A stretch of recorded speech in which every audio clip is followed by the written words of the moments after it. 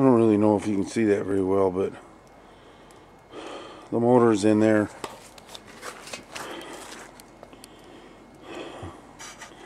I cut that ring out. I drilled the holes.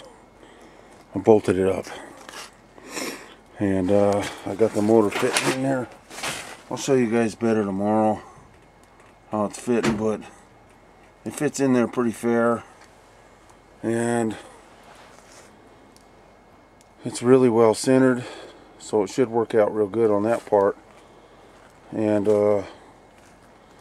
now I have to make the turbine.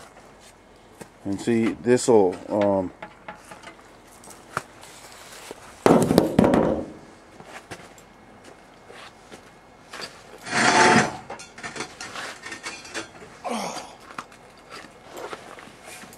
this will fit in here like this.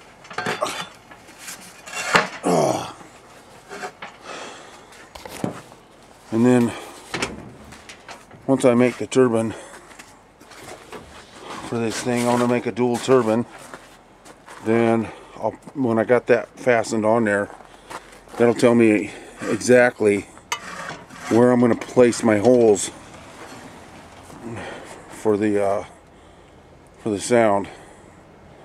So anyways, this is how it's turning out, and I'll show it again tomorrow.